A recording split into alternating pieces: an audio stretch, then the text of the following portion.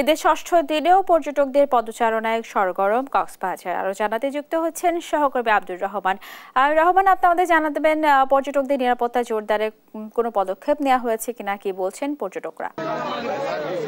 ধন্যবাদ স্নেহা। যেমনটি জানাচ্ছিলেন, আজকে ঈদের ষষ্ঠ দিন কক্সবাজারে লাখো পর্যটক এই মুহূর্তে সমুদ্র সৈকতের পানিতে।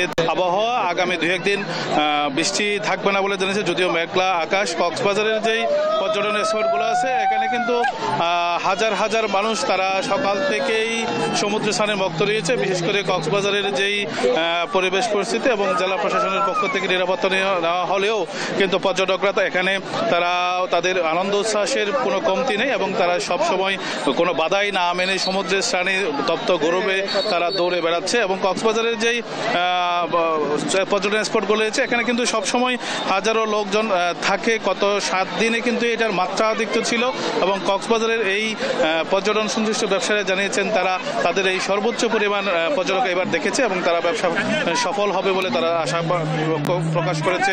এবং জেলা প্রশাসনের পক্ষ থেকে সার্বিক নিরাপত্তা, টুরিস্ট পুলিশ সহ সবকিছু যে পর্যটকদের অনুকূলে করার জন্য যদিও চেষ্টা হয়, কিছু কিছু ঘাটতি অবশ্যই দেখে যায়। পর্যটকরা যে বিষয়টি অভিযোগ করেছে হোটেল ভাড়া বৃদ্ধি এবং তাদের খাওয়ার সহ বিভিন্ন ধরনের তাদের অনেক সমস্যা হয়েছে। এবং কক্সবাজারের এই পর্যটন অন্যদিকে পর্যটন ব্যবসায়ীরা জানিয়েছে যদি সারা বছরই পর্যটকের এই প্রবাহটার ঢল থাকে তাহলে তারাও পর্যটকদের সেবা দিয়ে একদিনে 1000 পর্যটকদের সেবা দিতে যে কষ্ট হয় সেটা যদি সার্বিকভাবে প্রতি সময় তারা দিতে থাকে সেক্ষেত্রে ব্যবসায়ীদের যেমন সুবিধা হবে, পর্যটকদেরও সেই তেমন সুবিধা তারা আরও বেশি পাবে বলে আমাদেরকে জানিয়েছে। আরেকটা বিষয় সেটি হলো যে কক্সবাজারের যেই আবাসন সংকট সেটি শুধুমাত্র বিশেষ বিশেষ দিনেই আবাসের সংকট হয় এবং এখানে কক্সবাজারের আগাত একদম ছোট্ট পিচ্ছি আছে আমাদের সাথে।